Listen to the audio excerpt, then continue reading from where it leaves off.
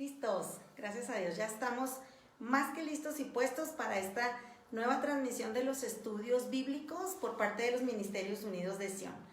Le damos la bienvenida a todos los que se vayan uniendo, los que ya estaban listos, que ya les habíamos mandado el aviso a través del WhatsApp, y les pido de la manera más atenta que si nos hacen favor, por aquí abajito hay que buscarle donde dice compartir y luego ya donde nos digan hacia dónde compartirlo. Puedes compartir a través del mismo Facebook, a través, ya están empezando a conectarse.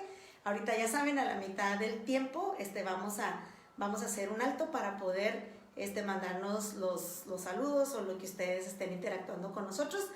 Vamos a estar atentos el día de hoy. Acuérdense que los martes, cada 15 días, tenemos el estudio de profecía bíblica enfocado a liderazgo. Es decir, es un estudio, si bien aunque es panorámico, pero sí se requiere que ustedes busquen un respaldo, ¿verdad? Anterior de conocimiento de la escritura, porque no lo hacemos a profundidad. Este es un estudio de bases de profecía bíblica y como su nombre lo dice, es básico. Nos vamos sobre ello, ¿ok? Les damos la más cordial de las bienvenidas a nuestros hermanos y hermanas que ya se están uniendo a la transmisión.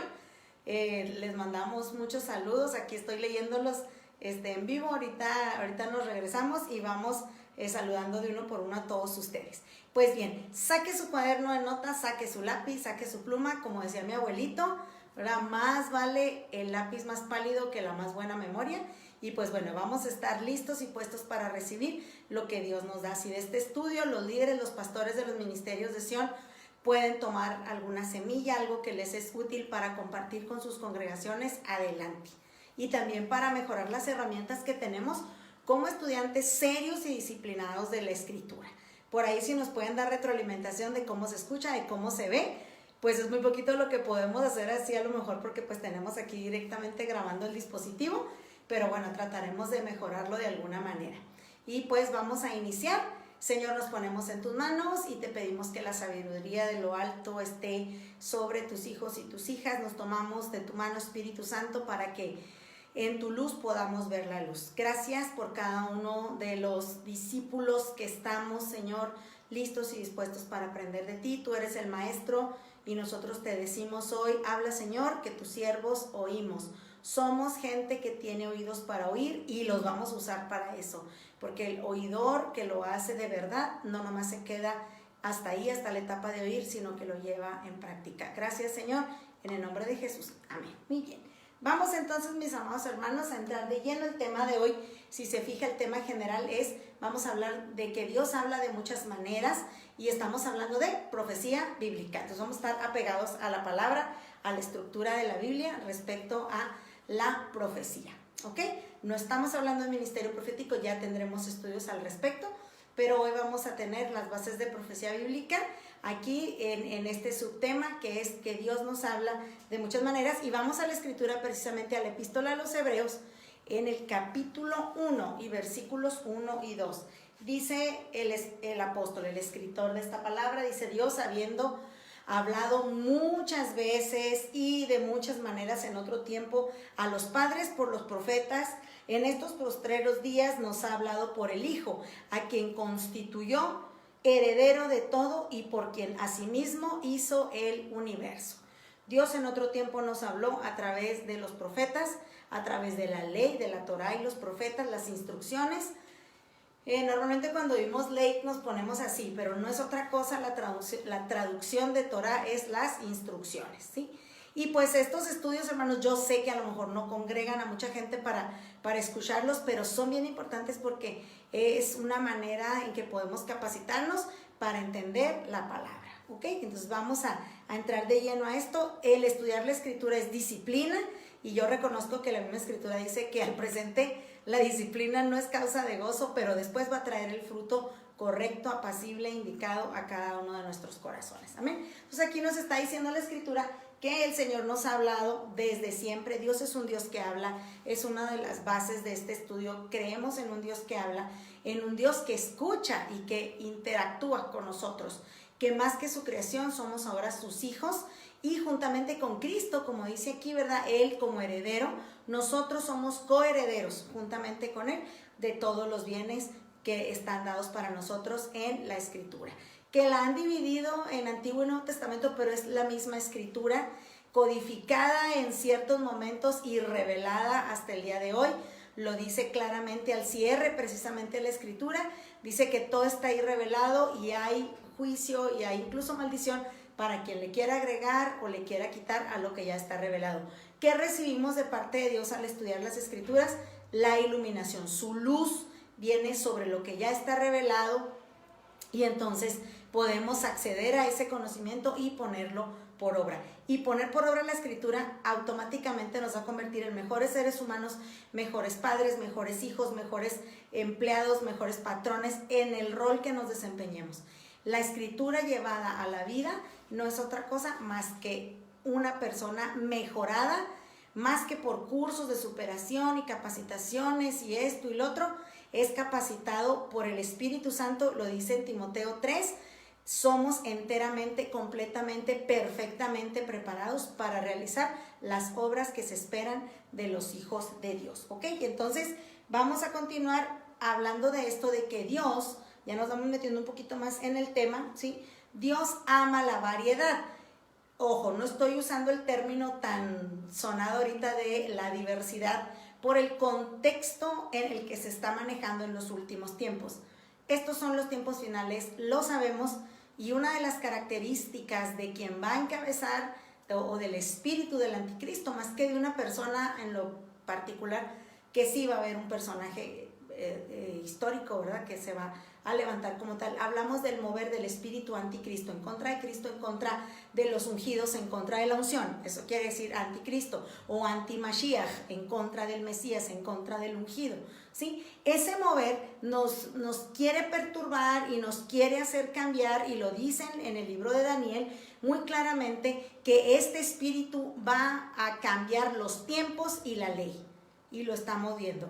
Y los tiempos va desde los tiempos para vivir, los tiempos para ser padres, los tiempos para ser hijos, los tiempos para ser estudiantes, los tiempos así, como también los tiempos que es a lo que específicamente se refiere ese pasaje de Daniel, que son las Moedim, cambiar los tiempos señalados, los tiempos de Shabbat, los tiempos de salir al encuentro de nuestro Dios para tener esa comunión que Él siempre, siempre ha buscado tener con nosotros sin merecerlo, solamente porque nos ama, ¿ok? Entonces, el cambiar los tiempos, el cambiar la ley es dentro de todo este mover en contra de la unción, en contra de los ungidos. Y, queridos amigos, queridos hermanos que están siguiendo esta transmisión, nosotros tenemos que plantarnos y no dejar que nadie nos mueva de lo que hemos creído, de lo que hemos visto, de lo que hemos sido enseñados, ¿ok? Por el Espíritu Santo más que por una persona en particular. Muy bien, Dios ama la variedad porque Él mismo lo dice muy claramente en las epístolas, específicamente en la epístola de los Efesios, dice que Él mismo instituyó a unos como apóstoles, a otros como profetas, a otros como evangelistas, a otros como pastores y maestros, dice, pero todos, parafraseando ahora, todos trabajamos unidos en un mismo sentir y todo para la gloria de Dios, ¿ok?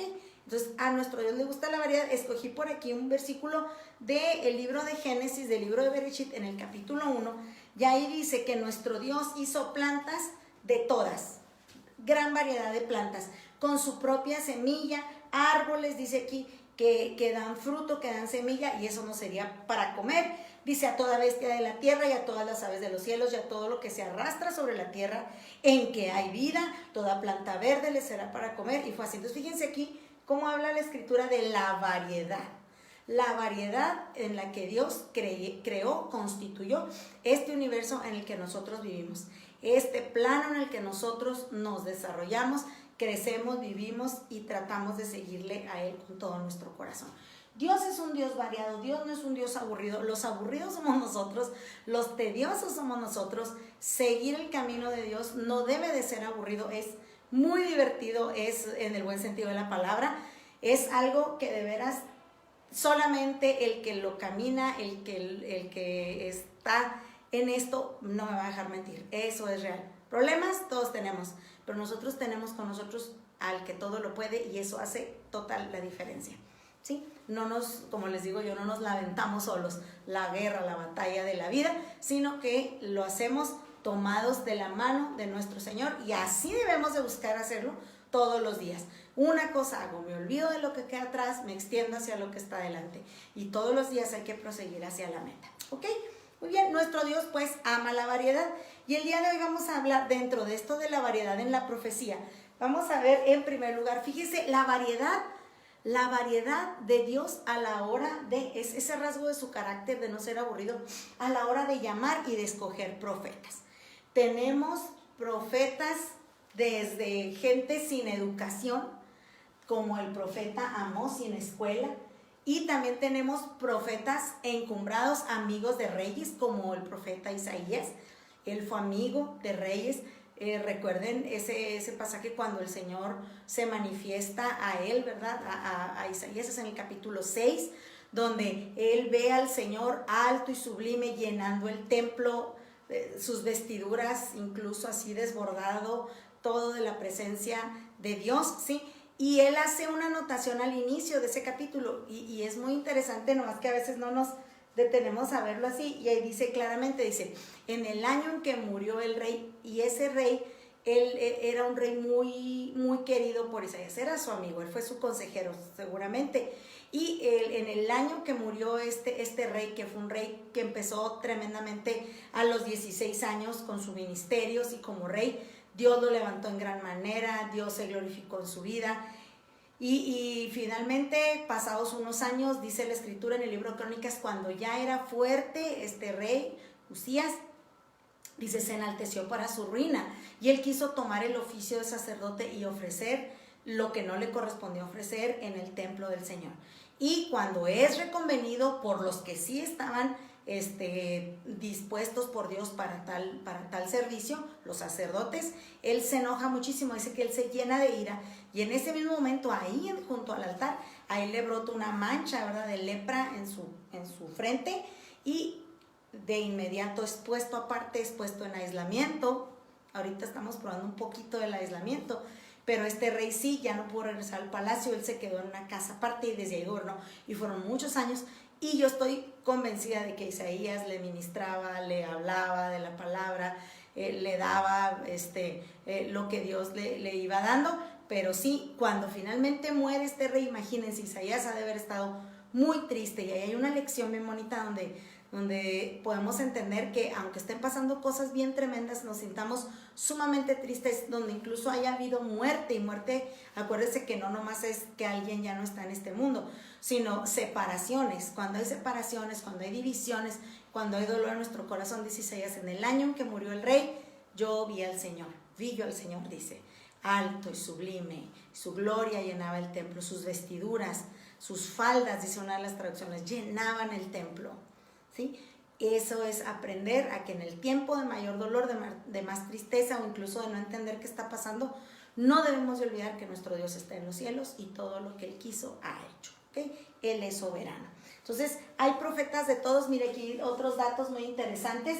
Encontramos profetas renuentes no, ¿verdad? Como Jonás, queriendo hacer otra cosa que no era lo que Dios le estaba ordenando, así como otros profetas muy valientes y que no les importaba enfrentar lo que fuera, como Daniel. Por ejemplo, en el momento en que Daniel, ya siendo muy grande de edad, él es llevado al foso de los leones, ¿verdad? Valientes como Daniel. Hay profetas poco conocidos, o de los que se sabe muy poco, salvo el libro con la profecía que Dios les dio, como el profeta Joel. Sí, que ahorita Joel es un profeta que está viniendo mucho a la mente y al corazón del pueblo de Dios, porque él habla de los postreros días y habla del derramamiento del Espíritu Santo, del derramamiento de Dios sobre su pueblo, y las señales que va a haber en el pueblo de Dios y las señales que va a haber fuera del pueblo de Dios, ¿ok? Muy bien, estos profetas, ven, aquí encontré otro dato, por ejemplo, Zacarías, que era un profeta muy joven, y otro como Ageo, que era muy anciano. O sea, Dios es variado y Él puede escoger a quien Él quiera, y Él puede usar a quien Él quiera, e incluso a veces las cosas que a nosotros nos parecen más negativas, más tremendas, Dios las usa para cumplir su propósito en nosotros. Hay que estar muy listos y muy agradecidos de que Dios tiene ese cuidado de nosotros. Esto se encuentra a la variedad bíblica de los profetas escogidos por Dios. Enseguida, las fuentes, ¿sí? encontramos profetas que directamente hablan de parte de Dios y así empieza la profecía, así dice, así dice el Señor. Y a mí me tocó vivir en este tiempo de mi existencia, ¿verdad? Y dentro de la iglesia unos tiempos donde él, ahora hablando del ministerio profético, ¿verdad? Pues estaba en pañales, estaba empezando, estábamos aprendiendo, ¿sí? Tanto a recibir como a compartir, como a entender, ¿sí? Y muchas veces se dieron situaciones de, a veces yo lo que quería darte un consejo, a lo mejor a veces lo que el hermano o la hermana quería darte una palabra de aliento o hasta una exhortación, y se le ponía esta frase al principio, así dice el Señor, y el Señor no había dicho. Entonces, repito, no creo que haya sido por maldad del corazón, simplemente es porque desconocemos. Si vamos a decir, así dice el Señor, yo le sugiero que sea algo que está totalmente basado en la Escritura, que es la palabra profética más segura. Es más honesto y más sincero decir a la persona, me gustaría darte este consejo, he podido aprender esto en mi caminar, he visto en la Escritura que el Señor da tal o cual instrucción. Eso es más honesto y va a dañar menos, ¿sí? Que decir, así dice el Señor, cuando el Señor no ha dicho. Y hay pasajes completos en la Escritura donde habla específicamente de eso, y así dice el Señor. Ustedes dicen que yo dije, y no, yo no dije. Parece trabalenguas, pero bueno, así está, búsquelo, ahí está en la Escritura. Muy bien, Dios habla entonces por revelación directa o nos puede hablar a través de sueños y visiones. Y ahorita hablaba yo un poquito acerca de Joel porque el Espíritu Santo habla a través de él precisamente en esto. Sueños y visiones, los ancianos, los jóvenes, las doncellas, los padres y las madres de familia tendrían sueños, tendrían visiones. Prácticamente es lo mismo, ¿sí? Un sueño y una visión, simplemente lo que hace la diferencia es el momento en el que ocurre. Normalmente una visión es cuando estamos despiertos y un sueño pues es cuando estamos dormidos, pero son visiones. Hay profetas, ¿verdad?, que dicen las visiones de mi cabeza, esto y esto y esto. Entonces, o éxtasis, a veces son éxtasis como el que tuvo Pedro cuando él estaba, ¿verdad?, durmiendo, bueno, aparentemente dormido, ¿verdad? Y él empezó a ver cómo descendía aquel manto, aquel lienzo con animales impuros, pero ya el Espíritu Santo estaba trabajando en la casa de Cornelio y estaba preparando el corazón de Pedro para que fuera llevado el Evangelio a los gentiles, a los griegos, a los romanos, a los que no eran judíos de nacimiento, que podrían haber sido prosélitos, ¿verdad?, que se habían convertido al judaísmo, pero no eran judíos de nacimiento. ¿Okay? Entonces, Dios se mueve a través de sueños, de visiones, de éxtasis, ¿sí? Esas son experiencias especiales para cada uno de nosotros y tenemos que tener mucho cuidado también. Bueno, ya dije que no iba a hablar del ministerio profético, pero pues, es inherente, ¿verdad? Tenemos que tener mucho cuidado de no estar a todo queriendo hallarle simbolismo. Es que soñé esto, ¿qué querrá decir? Y hasta a mí me ha tocado, ¿verdad?, que se hable a personas o que nos hablen incluso a nosotros, que no, fíjate que soñé esto y soñé el otro. Pero muchas veces los sueños sí son de Dios. Yo no digo que no, puede ser un sueño de parte de Dios, pero la persona debe de capacitarse para entender los sueños que Dios le está dando, porque le está hablando a él o a ella por algo, ¿sí? Por algo. Por eso yo soy muy insistente en que conozcamos el lenguaje profético, que conozcamos, ahorita vamos a verlo, los símbolos, los tipos, cómo Dios habla. Eso es parte de conocerle. Cómo Dios habla. Cuando usted conoce a una persona, usted claro que conoce cómo habla, los gestos que hace. Cuando ya tenemos los matrimonios un tiempo de casados, ¿verdad?, de convivencia, ya llega un momento en que ni hablamos, con las puras miradas sabemos qué es lo que estamos pensando o diciendo, ¿verdad? Sin palabras, diciendo sin palabras. Eso es algo cierto y eso también sucede en nuestra relación con Dios. Así que no se desaliente, usted siga estudiando y conociendo el lenguaje de nuestro Dios, cómo Él nos habla, ¿ok? A través de sueños y visiones, le digo yo, a través de una revelación directa o una iluminación sobre la palabra que ya está revelada en la Escritura. También traigo por aquí esta nota que algunos como Oseas, como Jonás, nomás registraron sus experiencias y están dentro de los profetas porque ellos tenían el oficio de los profetas y están ahí sus experiencias y de ahí sacamos las enseñanzas. Esto en cuanto a las fuentes. Enseguida, los estilos de la profecía bíblica. Podemos encontrar profecías escritas en prosa. Aquí traigo algunos ejemplos como Ezequiel, Daniel, Ageo, los profetas del Nuevo Testamento, usaron el estilo de prosa, pero otros como David, como Isaías, como Joel, como Miqueas, no lo puse, pero como Jeremías, ¿sí? Él, un libro completo, aunque son pocos versículos, capítulos, son 5 capítulos, el libro de las lamentaciones de Jeremías, perdón, son en estilo profético y también están en un estilo poético, es profecía poética, vaya, ¿sí? Más bien. Y está catalogado en algunas de las clasificaciones que se dan de los libros de la Biblia. Por eso las lamentaciones del profeta Jeremías están catalogadas dentro de lo poético, como los salmos, como los proverbios. ¿Ok? Bueno, eso es en cuanto a la variedad en la profecía bíblica. Tenemos también respecto a esto, ¿verdad? Los libros que no son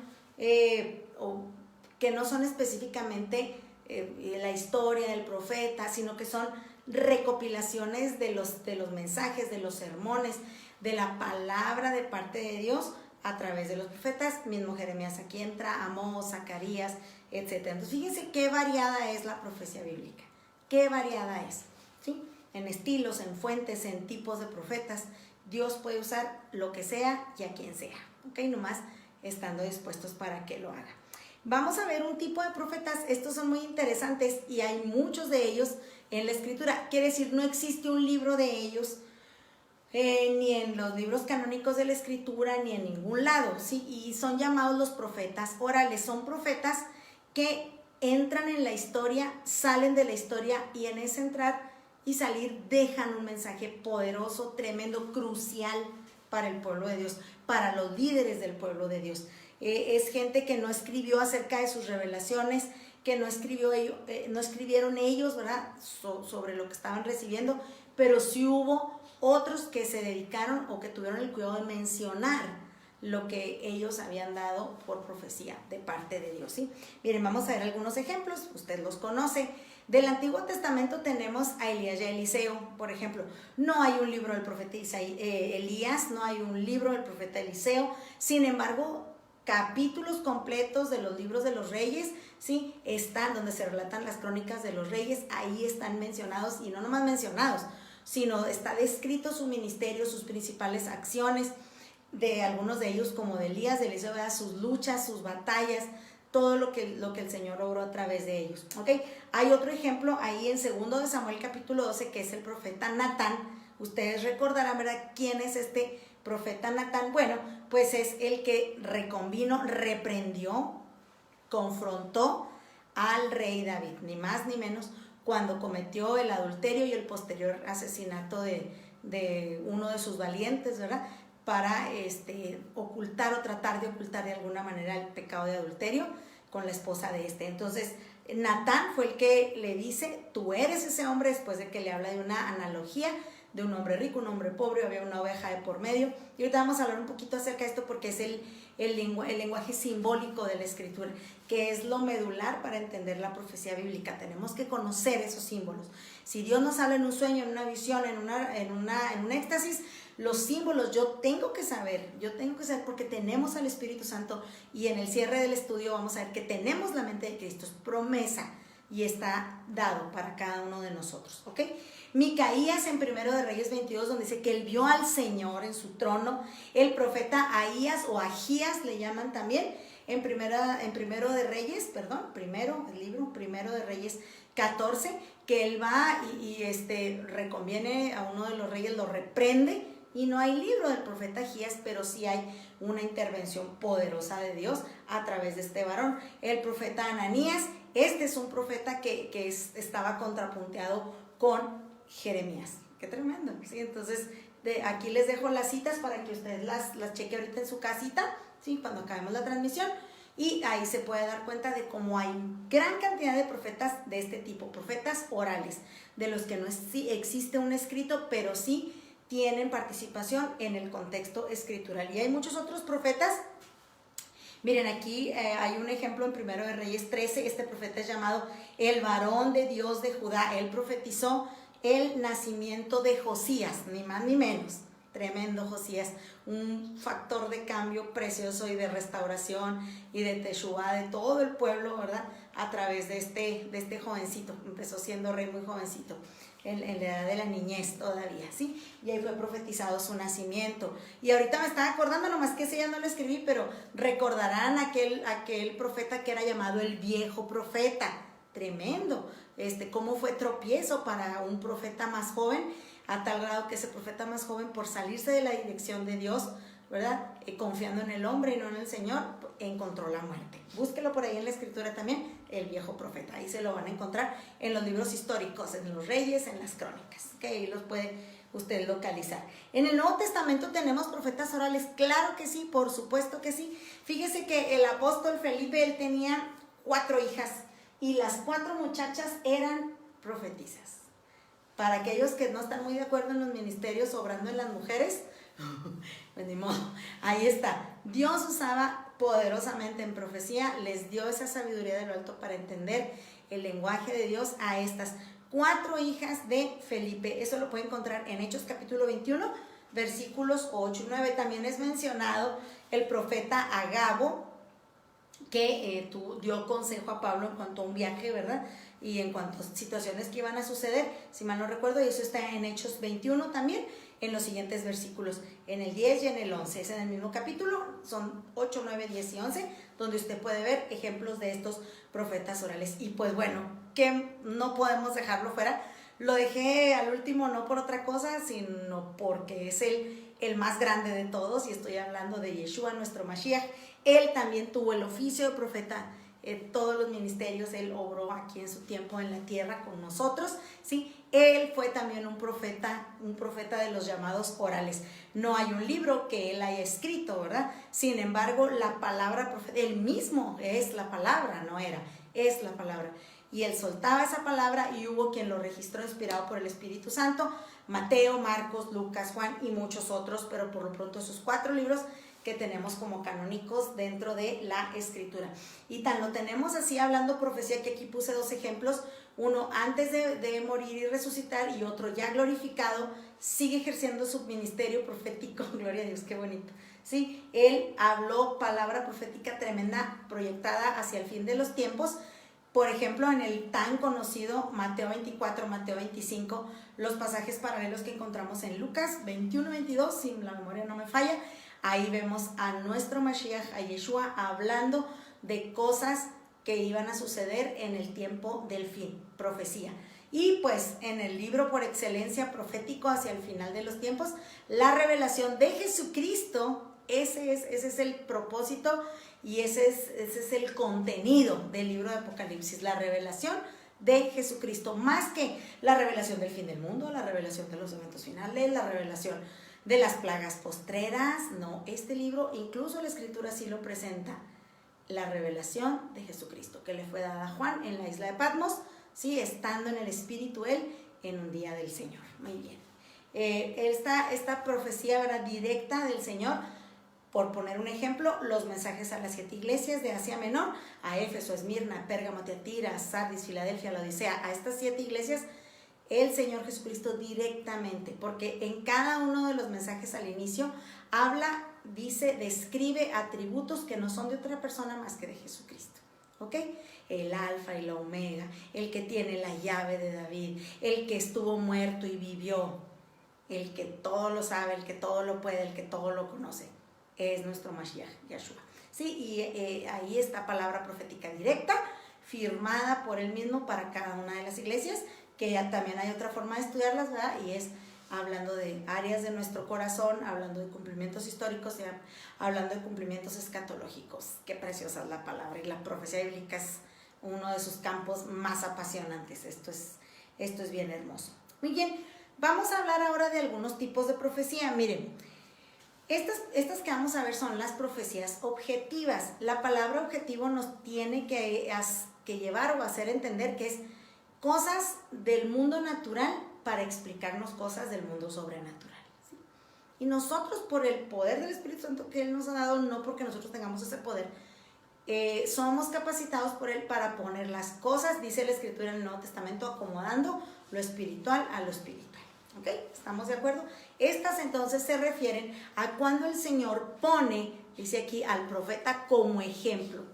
ellos mismos en sus acciones, o lo que podríamos llamar actos proféticos. Son profecías objetivas a los ojos de todo mundo o de un grupo de personas, y Dios hablando de una lección fuerte a través de esas vidas, a través de sus testimonios.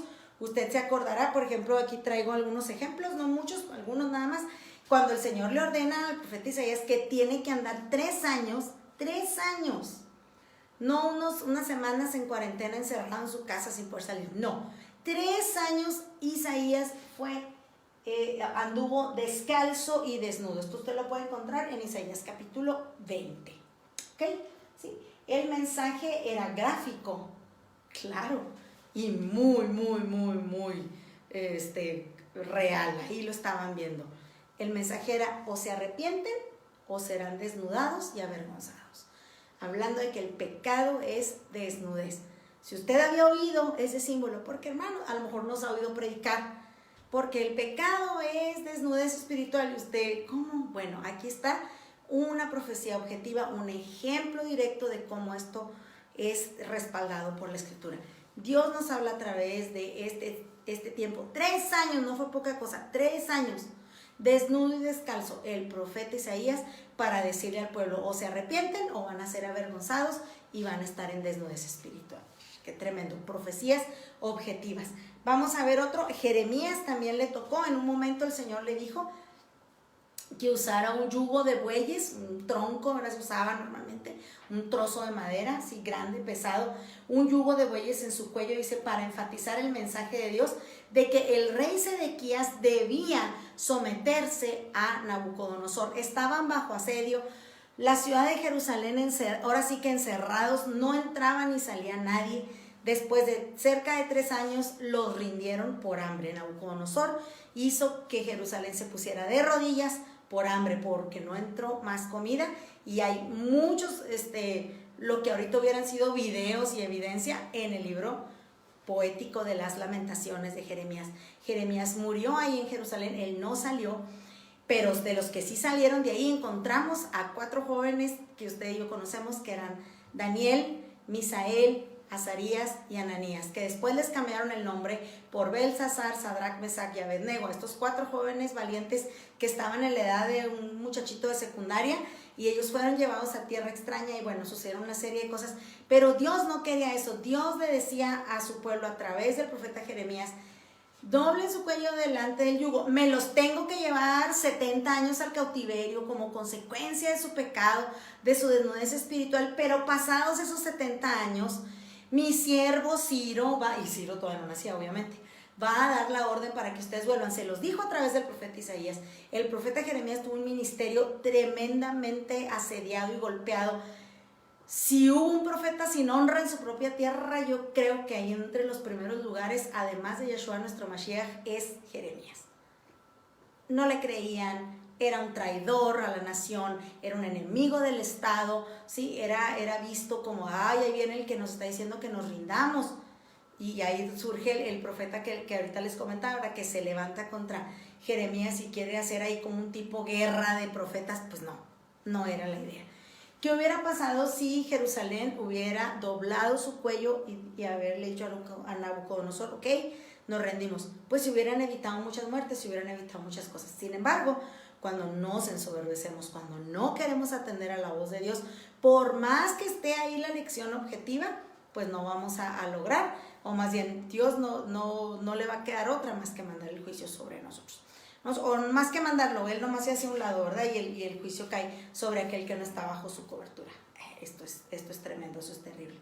Si alguien lo entendió fue David. Él decía: Señor, tú hazme lo que quieras, pero no me eches de delante de ti, no quites de mí tu Santo Espíritu.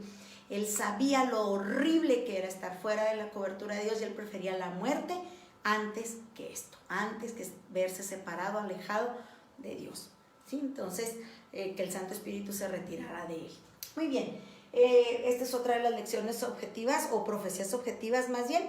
Ezequiel, otro ejemplo. En una ocasión el Señor le dijo: mira, vas a tomar un ladrillo. Bueno, esa es la segunda que traigo. Esta primera es cuando le dice: empaca todas tus maletas, camina alrededor de Jerusalén, que todo el pueblo te vea, y diles que si no se arrepienten los voy a llevar al exilio. Bueno, esto fue un poquito antes de ese exilio, ¿verdad? Obvio que no se arrepintieron y tampoco se humillaron y pues tuvieron que ser quebrados de una manera tremenda, y Nabucodonosor prendió fuego a la ciudad, al templo que había construido Salomón tan precioso, ¿sí? Y se llevaron todos los tesoros de la casa de Yahweh a tierra extranjera, a tierra extraña.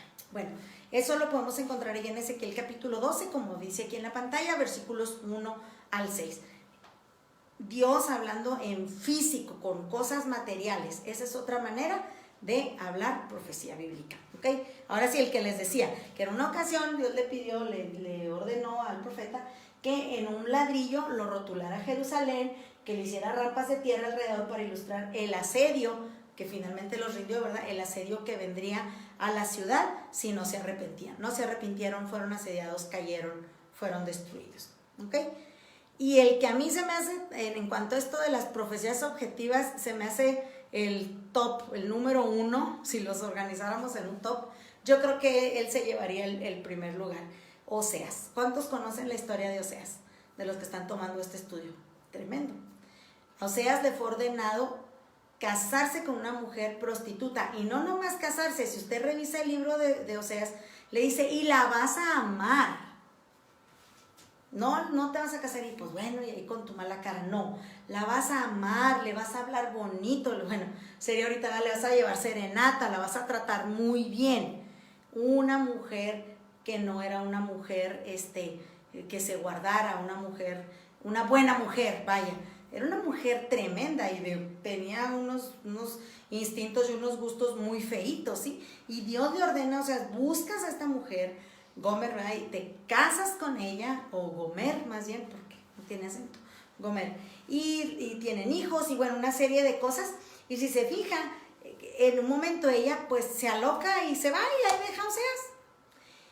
Y Dios le dice a Oseas, vas a buscar a tu esposa y le vas a hablar a su corazón. Ay, esa frase es muy hermosa.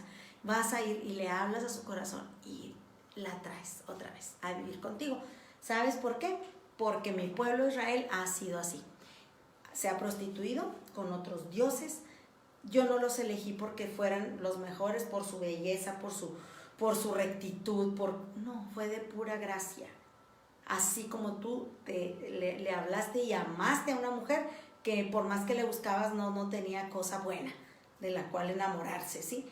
Israel también le había sido infiel a Dios, anduvo tras dioses extraños, pero aún así todo, Dios siempre siguió insistiendo con su pueblo, aún con su corazón entristecido al ver las negativas y al ver las prácticas paganas que su pueblo, su amado pueblo, acuérdese que en el lenguaje bíblico, simbólico, el pueblo de Dios siempre ha sido comparado con una esposa, con una novia, siempre.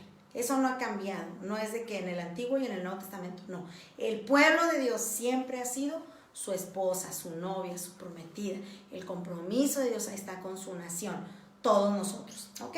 Entonces, de igual manera, ¿verdad? Como Oseas, Dios estaba dispuesto a perdonar, olvidar e incluso pagar el precio. Oseas tuvo que pagar un precio para que esta mujer regresara, ¿sí? Y la historia de Oseas se convierte en una lección objetiva, una lección práctica de lo que es el Evangelio. Asimismo, el Señor nos compró. Éramos de Él, nos fuimos, nos buscó, nos habló al corazón, nos trajo de nuevo con Él, ¿sí? Y ya estoy predicando, ya me salí de lo que es el estudio de profecía. No podemos separarlo, o sea, estudiamos, pero también predicamos. ¿Qué es lo que ha hecho Dios con nosotros? Si no es eso, fue por nosotros. Nos fuimos porque nos dio nuestra gana, ¿sí? Al pecado, a hacer lo que nosotros creíamos que estaba bien. Del árbol de la ciencia del bien y del mal, acuérdate en el estudio de Bereshit, que más que omnisciencia, lo que ellos querían era tener el poder de decir esto está bien y esto está mal, sin depender de lo que Dios opine. Ese es el conocimiento del bien y del mal, que la serpiente lo sigue ofreciendo y la humanidad sigue tras él. Entonces tenemos que tener nosotros bien claro que el Señor, aunque no lo merecemos, Él nos amó, pagó el precio por nosotros y ahora somos de Él doble vez. Nos creó y nos redimió. Somos 2 veces suyos. Hijos, criaturas en un principio y ahora hijos, y somos su amada esposa. El pueblo de Dios somos su amada esposa. Muy bien, esto en cuanto al tipo de profecías. Vamos a ver otro tipo de profecía bíblica que es la profecía, ya hablé un poquito de esto ahora, pero vamos a verlo aquí ya formalmente, la profecía que se basa en símbolos o tipos, ¿sí? Comprender los tipos proféticos, hablaba yo ahorita de las visiones, de los sueños, esto nos ayuda muchísimo. Es esencial también para entender el Antiguo Testamento porque de alguna manera está encriptado, ¿sí? El buscar y hallar el significado de estos tipos hace que cobre vida. Vamos a revisar Lucas 24:45. Aquí el Señor está hablando con sus discípulos, Él ya había resucitado. Me lo busco aquí rápido en la Biblia. Muy bien. Se me apagó. Ya aprendió. Lucas 24:45. Si el Señor ya había resucitado. Y dice así, en el 44 para ponerlo en contexto, dice, y les dijo, estas son las palabras que os hablé, estando aún con vosotros, que era necesario que se cumpliese todo lo que está escrito de mí en la ley de Moisés, en los profetas y en los salmos, o sea, en la escritura. Dice, entonces les abrió, ojo, entonces les abrió el entendimiento para que comprendiesen las escrituras. Esto fue lo que Jesús hizo. No sé si oró por ellos, no sé si les impuso manos o hizo una declaración general, pero sí dice Lucas aquí en el versículo 45 que Yeshua, nuestro Mashiach, abrió el entendimiento de los discípulos y usted agarra esa palabra. Yo me he topado con hermanitos que nos dicen o que me han dicho, no, es que yo no le entiendo a la Biblia, hermana, se me hace muy difícil. Usted y yo tenemos esta promesa, escrito está. Yeshua, nuestro Mashiach, nos ha abierto el entendimiento para comprender. La comprensión va más allá de nomás leerlo, así como que lo entendí, no. El comprender es hacerlo vida, convertirlo en acciones, convertirlo en obras. Sí tiene que ver con eso. Nos abrió el entendimiento para comprender las escrituras. ¿Sí? Su resurrección, su muerte y su resurrección ganó eso para nosotros. Gloria a Dios, goces en ello. Muy bien, vamos a ver entonces algunos, son tres formas o tres, ahora sí que tipos de tipos, tres clases o tres formas de símbolos o tipos que se usan en la escritura. ¿Okay? Me acuerdo en el Instituto Bíblico en Ríos de Agua Viva nos daban esa materia de simbología bíblica y bueno, eso nos ayuda a entender el contexto y el lenguaje profético de la escritura. ¿Sí? En primer lugar, vamos a revisar, en la escritura se utiliza personas simbólicas y aquí yo le pongo en la pantalla, ¿verdad? Normalmente en el Antiguo Testamento, sobre todo cuando hay un personaje relevante, un Abraham, un Isaac, un Jacob, un José, un Noé, ¿sí? XY, o sea, cantidad de personajes sobresalientes. Dios usa esas vidas o lo que les pasa a estas personas en el Antiguo Testamento, e incluso lo dice en las epístolas, que esas cosas les acontecieron a ellos para que ahora nosotros en el tiempo presente podamos tener la enseñanza y saber qué hacer cuando nos suceden esas cosas. Como ejemplo, es Pedro, si mal no recuerdo, el que dice esto en sus epístolas. Bien, estas personas o personajes simbólicos son tipos de Jesucristo, ¿sí? Traigo aquí un ejemplo, pero bueno, hay cantidad de ejemplos. A lo mejor usted está pensando en qué se parece Isaac y Jesucristo, ¿sí? Es muy clásico el ejemplo, el tipo de Isaac, el tipo de Cristo. Por ejemplo, cuando va a buscar a la esposa, ¿verdad? Que va el Damaseno, el que era el mayordomo de Abraham, Eliezer, si me lo recuerdo es Génesis 26, una cosa así, 24, 26, por ahí, bueno. Y como este hombre, el Damaseno, Eliezer, va y busca y encuentra y prepara a la esposa, esto es a Rebeca, y la trae y la adorna y se la presenta a su esposo, a Isaac. Todo eso es tipo de lo que el Espíritu Santo, en este caso el tipo del Espíritu Santo sería Eliezer, la obra que hace el Señor con cada uno de nosotros. Y el hijo pues es Isaac. ¿Sí? Por poner un ejemplo así rápido de una persona o varias personas simbólicas. Son eventos, ¿verdad? Lo que a ellos les pasa que finalmente se cumplen proféticamente en la persona de Jesús, tanto en su tiempo de encarnación en esta tierra como en su momento cuando Él venga como Yeshua ben David, nuestro Mashiach, como rey, ya no como un corderito que va a ser inmolado, sino como rey que viene a juzgar y que dice el Salmo 2, con vara de hierro. ¿Sí? Entonces, bueno, es diferente. Aquí el ejemplo que les traigo en la pantalla verbalmente fue el de Isaac, Pero veamos a José, así bien rápido. ¿Qué sabemos de José? Bueno, fue rechazado por sus hermanos, fue echado en un foso o en un pozo, ahí lo dieron por muerto, pero luego fue resucitado, entre comillas, porque fue sacado de ahí, sí fue vendido y se fue, ¿verdad? Pero fue como una resurrección, ya lo daban por muerto en esa profundidad del pozo y es sacado de ahí, es como una acción profética de resurrección. Y luego, ¿qué pasó después? Que en un lugar gentil, él toma una esposa gentil también, a Asenat, hija de Potifera, sacerdote de On, es el dato que nos da el libro de Génesis, sí.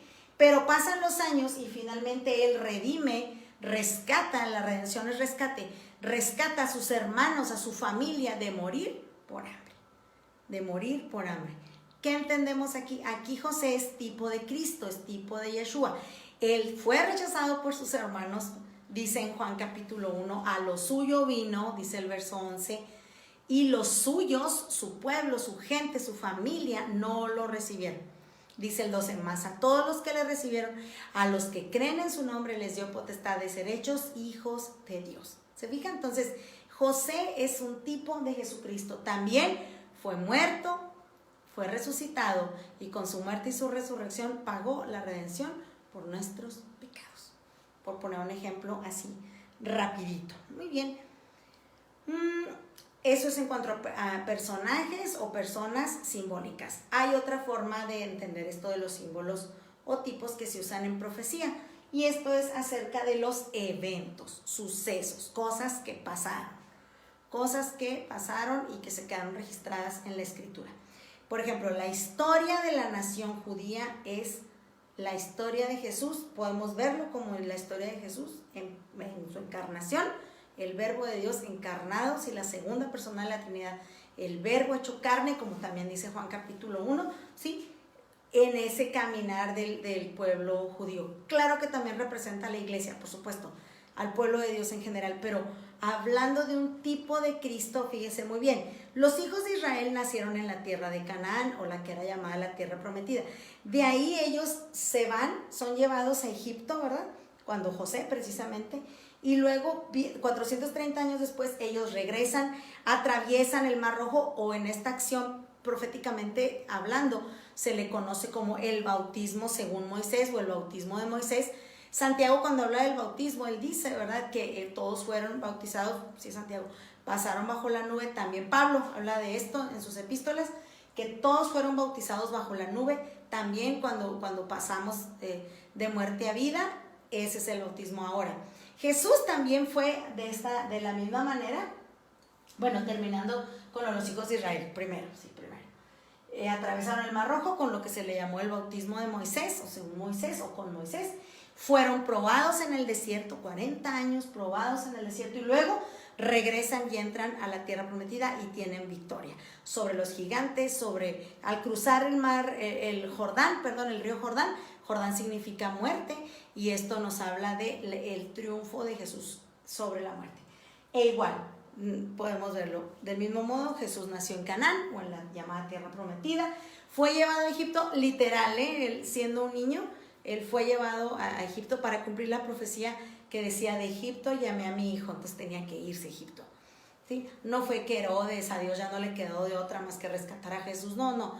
Todo estaba calculado, y todo está diseñado y calculado, y nosotros nomás somos elementos de esta historia, y más nos vale cumplir aquello para lo cual fuimos creados y llamados, ¿ok? Muy bien, Jesús nace en Canaán, es llevado a Egipto, él surge públicamente, recuerden, con esa frase tremenda de Juan el Inmersor, llamado el Bautista, ¿sí? Pero en hebreo lo correcto le era llamado Yohanan el Inmersor, ¿sí? Que practicaba la mikvah con todos los discípulos que se acercaban en arrepentimiento, o prosélitos también, ¿sí? Y él surge de su bautismo, testimonio de Yohanan cuando viene llegando Jesús, viene bajando las aguas y dice: aquí el Cordero de Dios que quita el pecado del mundo. Y testimonio del Padre y del Espíritu Santo cuando la gente que estaba ahí en el Jordán ve que se abren los cielos, desciende una paloma y se escucha una voz del cielo que dice: este es mi Hijo amado, en el cual tengo complacencia. Los evangelistas nos dan la mirada circular de este evento. Otro de ellos dice, ¿verdad?, escúchenlo a él oír, ¿verdad? Y esto pues nos da un mejor entendimiento de lo que sucedió en esta ocasión, ¿ok? Muy bien, fue probado en el desierto, 40 años la nación, 40 días Jesús en el desierto, y regresa al pueblo, ¿verdad? Para llevarnos a todos con él de camino a la tierra prometida, a la nueva Jerusalén, a esa tierra que fluye leche y miel y que no está en este plano, sino que está en el cielo, así le llama, el cielo. Es la dimensión hacia donde vamos. Nuestra morada, nuestra nacionalidad no está aquí en la tierra, está en el reino de los cielos. ¿Ok? Enseguida, ya vamos hacia el final del estudio del día de hoy, ¿sí? La profecía que se basa en símbolos o tipos usando objetos simbólicos, ¿sí? No es sencillo, tenemos que tener todo nuestro corazón y nuestro entendimiento rendido al Señor para poder captar lo que Él nos está hablando a través de personajes, a través de situaciones y a través de objetos inanimados, de cosas, ¿sí? El ejemplo supremo de esto es el tabernáculo. Y a mucha gente no le gusta estudiarlo, les he dicho. Yo me he fijado, se brincan Levíticos, se brincan Números, a veces hasta Deuteronomio, pues ¿para qué lo leo? No le entiendo. Ay, Levítico, ya empezaron que las ofrendas, ay no, pura matanza. Cuando todo eso nos está hablando de Cristo y luego Él lo cumplió sin faltar una sola cosa. Tremendo. No conocemos al Señor a cabalidad porque nos brincamos esa parte de la Torá y los profetas, ¿sí? Y Él nos habla maravillosamente ahí, ¿ok? Muy bien. Sí, la carne no le gusta. Estos temas son tediosos. Igual y ya, ay no, qué aburrido y ya le apagaron ahí. Es importante. Tenemos que entender, no por mí, sino para saber entender qué Dios me está diciendo, qué Dios me está hablando. Es bien importante. Su palabra es la que da testimonio de quién es Él. Su palabra es la que nos platica, vaya, quién es Él y cómo es su corazón. ¿Ok? Muy bien. El tabernáculo, ¿qué puedo decir? Lo menos que hemos durado estudiando el tabernáculo ha sido 1 año. A mí me tocó una vez que duramos 2 años estudiándolo. Y es algo que no podemos dejar porque en ese tabernáculo la estatura del varón perfecto está descrita a cabalidad.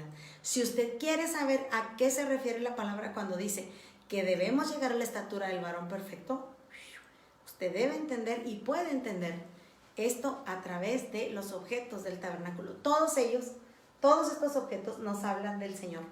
Todos estos nos hablan del ministerio de Jesucristo en la tierra. Nos hablan de nosotros como individuos. Nos hablan de nosotros como pueblo de Dios, como iglesia de Dios. Ahí está todo. Todo. La vara con la que vamos a ser medidos. En aquel día, dice ahí en Corintios, cuando estemos frente al tribunal de Cristo, porque todos compareceremos. Nuestras obras no cuentan para salvación, pero sí cuentan como fruto de santificación y para premiación en nuestro estado de glorificación. Los 3 estados de la salvación: nuevo nacimiento o regeneración, santificación y glorificación. Hasta la glorificación, nuestra salvación será completa, será total, cuando ya estemos glorificados y ni la muerte, ni Satanás, ni nuestros propios pensamientos nos van a hacer tropezar.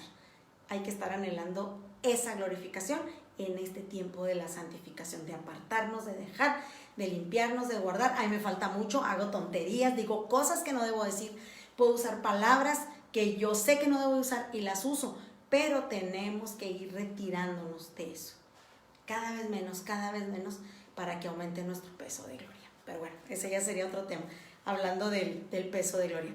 Cuando el Señor habla del peso de gloria o cuando habla de justicia, todo se va a pesos y medidas. ¿Qué es para nosotros el peso de gloria?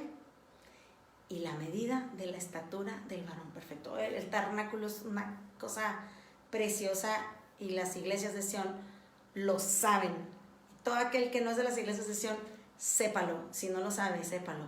Y los que lo saben van a estar de acuerdo conmigo.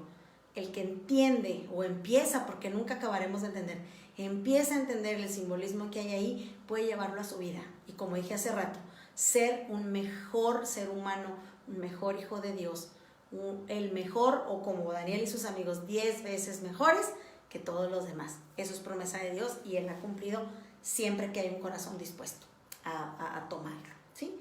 Muy bien, todo lo que le rodea, todo lo que lo constituye. Mire, así rapidito, el contenido del arca del pacto. Nos habla de Jesús, por supuesto. ¿Qué había dentro de esa arca? ¿Sí? ¿Qué había arriba de esa arca? Había sangre arriba en el propiciatorio. La sangre de la propiciación, por eso estaba en el propiciatorio, a donde los querubines de fuego miran y esa sangre está ahí. Y dice ahí en Hebreos, la sangre de nuestro sumo sacerdote, que también es nuestra ofrenda perfecta, y que es un sumo sacerdote que no es alguien ajeno a la condición humana, porque él estuvo en condición de hombre, sufrió las cosas que sufrimos los hombres, los humanos, pero sin pecado. Así que no tenemos un sumo sacerdote que no pueda entendernos.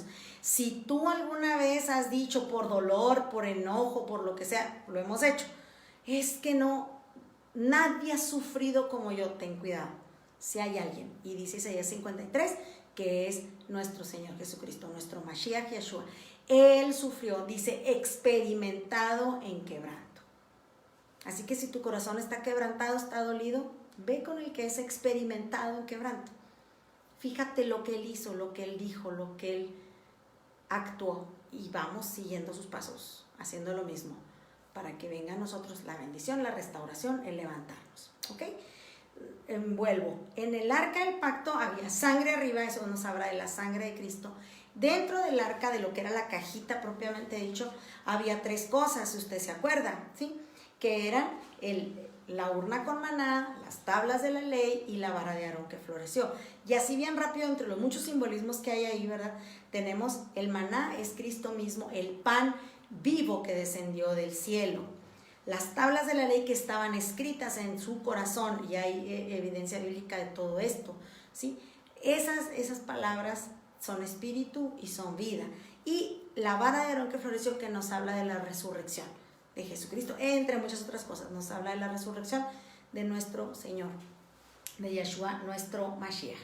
Y para cerrar, mis amados hermanos, yo quiero que vayan conmigo a la escritura, bien rápido. Vamos a buscar aquí en nuestra Biblia la primera carta a los Corintios, en el capítulo 2, luego empezando la carta. Ay, disculpen,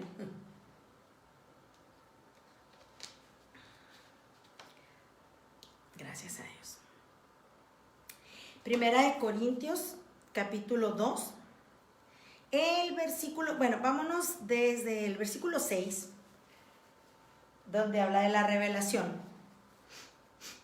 Recibir una revelación es entender algo que ahí estaba delante de nosotros, pero estaba velado, tapado. Entonces, revelar es correr el velo, quitar el velo, hacer un lado lo que estorba, ¿sí?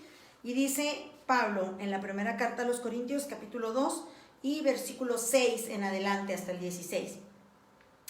Dice, sin embargo, hablamos sabiduría entre los que han alcanzado madurez, y sabiduría no de este siglo, ni de los príncipes de este siglo que perecen, mas hablamos sabiduría de Dios en misterio, la sabiduría oculta, la cual Dios predestinó antes de los siglos para nuestra gloria. Sigue hablando de la sabiduría, la que ninguno de los príncipes de este siglo, o sea, ni el enemigo, conoció, porque si la hubieran conocido, nunca habrían crucificado al Señor de gloria. ¿Sí? Si hubieran sabido que iba a resucitar y con esto iba a vencer a la muerte, al pecado y a Satanás, no lo hubieran matado, es lo que está diciendo, ¿sí? Antes bien, como está escrito, y hace una referencia del Antiguo Testamento del profeta Isaías, capítulo 64, versículo 4, dice Pablo, antes bien como está escrito, cosas que ojo no vio, ni oído oyó, ni han subido en corazón de hombre, son las que Dios ha preparado para los que le aman. Ahí está, seguir a Dios no es aburrido. Él siempre tiene una idea nueva para cada uno de nosotros. Pero Dios nos las reveló, quitó el velo que las cubría a nosotros por el Espíritu, con mayúscula, el Espíritu Santo. Porque el Espíritu Santo todo lo escudriña. Y escudriñar es investigar en lo profundo. Buscar en lo profundo. Dice, el Espíritu todo lo escudriña, aún lo profundo de Dios. Porque ¿quién de los hombres sabe las cosas del hombre? Sino el Espíritu del hombre que está en él. Así tampoco nadie conoció las cosas de Dios, sino el Espíritu de Dios. Y nosotros no hemos recibido el espíritu del mundo, sino el espíritu que proviene de Dios, para que sepamos lo que Dios nos ha concedido, lo cual también hablamos, no con palabras enseñadas por sabiduría humana, sino con las que enseña el Espíritu, y como dije al inicio de este estudio, acomodando lo espiritual a lo espiritual. Pero el hombre natural no percibe, es al que le da flojera, es el que abandona. El hombre natural y hasta el hombre carnal, ¿sí? Acuérdense, el hombre natural, el hombre carnal, el hombre espiritual, son esas tres naturalezas de las que nos habla la Escritura. Ahí usted lo puede checar. Dice, pero el hombre natural no percibe las cosas que son del Espíritu de Dios. Es normal, dice, porque para él son locura. Y cuando me encontré este versículo hace muchos años, bueno, ya lo había leído, pero cuando me fue revelado un sentido un poquito más profundo, no digo que ya sé todo a la profundidad, pero cuando entendí, dice, y no las puede entender, me dejé estresar por los que no entienden. Me dejé estresar por mí misma cuando parece que no entiendo. O como dice en Romanos 7, cuando lo bueno que quiero hacer no lo hago, y lo malo que dije ya no lo voy a hacer, eso voy y lo hago. Dice aquí, ese es un problema de naturaleza, tiene que ir muriendo nuestra naturaleza antigua. Dice aquí claramente, las cosas del Espíritu de Dios para el hombre natural son locura. Dice, y no las puede entender, no está capacitado. El hombre que no ha nacido de nuevo no las puede entender, porque se han de discernir, obviamente, en forma espiritual, espiritualmente. En cambio, el espiritual, el hombre espiritual, juzga todas las cosas, pero él no es juzgado de nadie. Porque ¿quién conoció la mente del Señor? ¿Quién? ¿Quién le instruirá? Mas nosotros tenemos la mente de Cristo. Gracias a Dios. Nosotros tenemos la mente de Cristo. No dice, un día lograremos tener la mente de Cristo. No, no dice, si haces esto, esto y esto, tendrás la mente de Cristo. No, aquí lo está dando por hecho. Si yo he nacido de nuevo, yo tengo la mente de Cristo. Mis pensamientos se sujetan a la obediencia a Cristo. Mi forma de ver la vida se sujeta a Cristo. No nos olvidemos, Dios ha hablado de muchas maneras, pero la manera más segura y la palabra profética más segura siempre va a ser la Escritura. Y aquí llegamos al final de este estudio. Me da mucho gusto que nos hayan acompañado, los que pudieron estar desde el principio hasta el final de este video. Gracias de veras, no hice la pausa en medio para los saludos, pero ya saben que les amamos en el amor de Cristo, y qué bueno, hermanos, que nos comparten. Yo quiero de veras darles gracias aquí públicamente a los que siguen apoyando el ministerio, a los que siguen las transmisiones, a los que se han tomado en serio estos tiempos para perfeccionarse en la obra del ministerio que el Señor les ha dado. Sí, y miren aquí, bien rápido, déjenme lo busco. Aquí lo tenemos, déjenme ver si aquí puedo ver los comentarios rápido. Aquí está. Muy bien. Bueno, sí tengo los comentarios. Vi que se conectaron bastantes hermanitos, pero aquí escritos nada más tenemos de mi prima Maricela Espitia. Dios te bendiga, mija. Dice, hola prima, saludos y que Dios los bendiga, amén. Normita Antillón, que está diciendo amén a la palabra. Ivette Ramírez, saludos. Lau Mendoza, ay amiga, Dios te guarde. ¿Cómo estás? Saludos, Lore, Dios bendiga su ministerio grandemente, un abrazo grande. Gracias, hermosa, igualmente. Profeta del Señor, tú eres profeta. Brenda Alfaro, Brendita, Dios te guarde, nos manda saludos también. Mi hermano Francisco Martínez, Dios le guarde, hermano. Gracias a Dios porque podemos ser de bendición en el ministerio. La gloria y la honra sean para el Señor, amén. Nos dice gracias por el estudio y que debemos cada día conocer más de la palabra. Bendiciones para todos. Analí también está viendo, Leti Alfaro, bueno, y muchos hermanos más que, bueno, aquí ya en la tablet ya se me fueron para arriba, ya no supe quién más estuvo contactado. Aquí sí lo pude ver en el dispositivo cuando se iban conectando todos ustedes. Déjenme ver si le puedo dar, se va a mover un poquito la pantalla aquí con el selfie stick. Alan Rivero, Alessandra Bazán, prima, Dios te guarde, ya mero cumplimos años, prima. Mi esposo también está viendo, hola. David Padilla nos manda saludos, Dios te bendiga, hijo. Mi hermana Cruzita Camacho también está viendo el video, gloria a Dios. Saludos, querida pastora, dice mi prima, Ale, Dios te guarde, mija. Cruzita Camacho, saludos y bendiciones. También nos acompañó Ceci Rentería, Nali Vázquez, Rosalba Montoya. Rosalba, Dios te guarde, hermosa. Mi hermano Normita Antillón, que también dejo aquí escrito. Mi hermano Carlos Mario Urquiz. Mi hermana Miri Ortiz. Ivette Ramírez, ya la dije. Carla de Rodríguez. Guri Gutiérrez, Dios te guarde, hermosa. Un abrazote. Brendita Alfaro. Leila Almendra. Yasmin Luna, Leti Quesada, Mimi Padilla, Lolita Gutiérrez, Dios te bendiga, hermosa.